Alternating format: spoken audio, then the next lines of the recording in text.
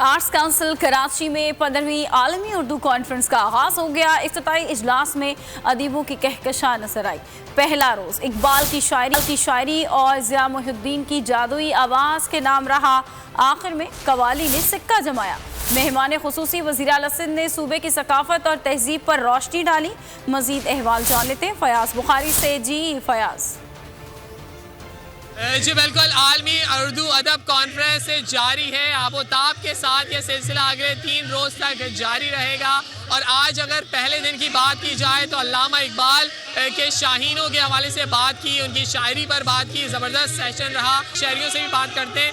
आप ये बताइएगा कितना अच्छा लग रहा है और क्या कहना चाहेंगी उर्दू अदब कॉन्फ्रेंस के हवाले से? हम जो है वो यहाँ पे काफ़ी इंजॉय करें। ज़िया मुहिउद्दीन साहब का जो सेशन था वो बहुत अच्छा था। वो बहुत अच्छे कॉमेडियन है and we are enjoying a lot है। इसकी जो कवाली है वो बहुत ज़्यादा अमेजिंग है। हमें जो है वो बहुत मज़ा आ रहा है। आप जैसे देख सकते हैं यहाँ पे काफ़ी रश है, काफ़ी अच्छी आवाम आई हुई है। हमें बहुत मज़ा आ रहा है कवाली में। जी बिल्कुल, मेरे कैमरा मैन हसनैन बिलग्रामी अगर आपको दिखा सकेंगे, इस वक्त कवालियों का सिलसिला जारी है और ये आखिरी सेशन है और शहरियों की बड़ी तादाद है जो यहाँ पर मौजूद है। मुख्तलिफ किस्म के सेशंस होंगे। 45 से ज़ायद नशिस्तों का एहतमाम किया गया है जिसमें 200 से ज़ायद मंदूबीन है जो कि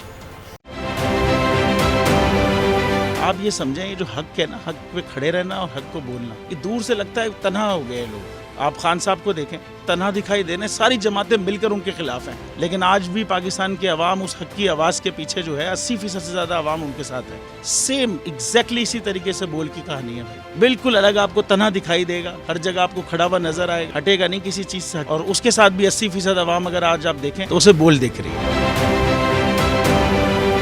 जाली केस है ना, ये हम पे उस वक्त बनाए गए थे जब हुकूमत यही थी, इन्हीं लोगों की हुकूमत थी ना। और ये जाली केस, इनको मैं नहीं कह रहा इस केस को जाली केस, इनको पाकिस्तान में क्या पूरी दुनिया में एक ऐसा शिकायत कुंदा नहीं मिला, एक ऐसा कंप्लेनेंट नहीं मिला जिसने ये कहा हो कि हमारे साथ फ्रॉड हुआ है। तो ये खुद ही बन गए कंप्लेनेंट और ये खुद ही इन्होंने खुद ही इन्वेस्टिगेशन की, उसकी खुद ही तफ्तीश भी की। यानी कि कंप्लेनेंट भी है, इन्वेस्टिगेशन ऑफिसर भी है। और इन द एंड इन्होंने फिर उसके बावजूद ये कोर्ट में जमा कराया कि जी ये केस जाली केस था और इसमें किसी किस्म जो कुछ एग्जैक्ट कर रहा था सब लीगल। ये मेरी बात नहीं है, ये इनके इन्वेस्टिगेशन ऑफिसर की बात। सबसे ज्यादा व्यूज और सबसे ज्यादा रेटिंग के साथ बोल आज भी रहा नंबर 1 पर।